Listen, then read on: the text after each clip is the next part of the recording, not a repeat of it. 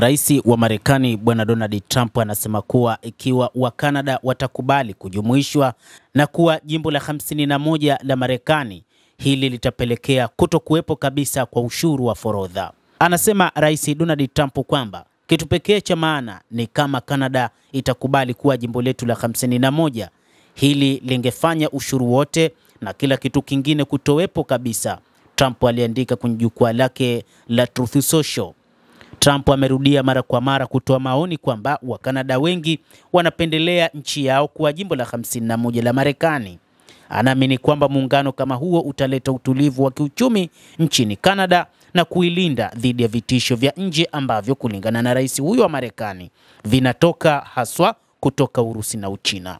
Katika kujibu hilo, Waziri Mkuu Justin Trudeau alisema kuwa Kanada haitowahi kuwa jimbo la 51 la Marekani. Mnamo Februari mosi, Trump alitia saini agizo kuu la kuweka ushuru wa juu kwa bidhaa kutoka nchini Kanada, China, Mexico na maeneo mengine katika nchi za Umoja wa Ulaya. Ushuru wa 10% kwa bidhaa zinazoagizwa kutoka China zilianza kutekelezwa tarehe 4 Februari, huku uanzishwaji wa ushuru kwa bidhaa za Kanada na Mexico uliahirishwa kwa mwezi mmoja baadaye, na ni baada ya mazungumzo na viongozi wa nchi hizo mbili.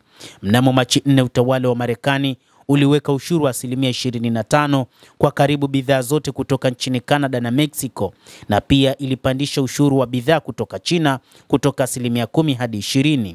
Mnamo Machi 7, Trump aliahirisha tena kuanzishwa kwa ushuru wa 25% kwa bidhaa za Kanada na Mexico ambazo ziko chini ya makubaliano ya biashara ya pande tatu USMCA. Sasa kuanzishwa kwa ushuru kunatarajiwa Aprili 2.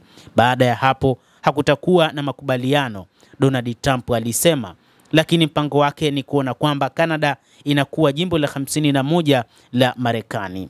Hata hivyo, katika kujibu hili, Waziri Mkuu wa Kanada ajaye Mark Carney ameahidi kuhakikisha kwamba jibu la Kanada kwa ushuru wa hivi karibuni wa Marekani litakuwa na athari kubwa zaidi nchini Marekani. Anasema ushuru wa hivi karibuni wa rais wa Marekani Donald Trump ni shambulio dhidi ya watu wa Kanada, familia na wafanyabiashara.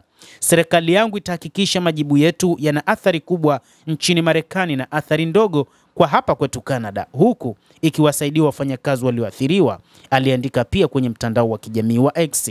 Kanada itakuwa inatekeleza ushuru wa 25% dhidi ya bidhaa za Marekani zenye thamani ya dola bilioni 155 za Kimarekani.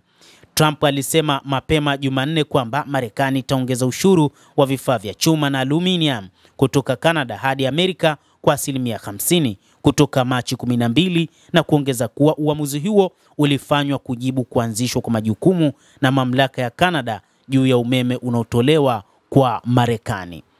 Basi mtazamaji, endelea kuwa nasi, lakini kimsingi anachokitaka Bwana Donald Trump ni kuiona Kanada inakuwa jimbo lake la 51 na kuwa sehemu ya shirikisho la Marekani, lakini Wakanada wenyewe bado hawapo tayari na kuona kwamba huku ni kuiteka nchi ya Kanada na kusababisha kutokuwepo kwa uhuru wa Wakanada, na kwamba wao wapo tayari kwa lolote na wataipambania nchi yao isiwe katika mikono ya Bwana Donald Trump, rais wa Marekani. Endelea kutufuatilia mtazamaji wa The World News, na usisahau kulike, usisahau kucomment na kusubscribe channel yetu hii. Mimi ni Adam Hussein, endelea kuwa nasi wakati wote.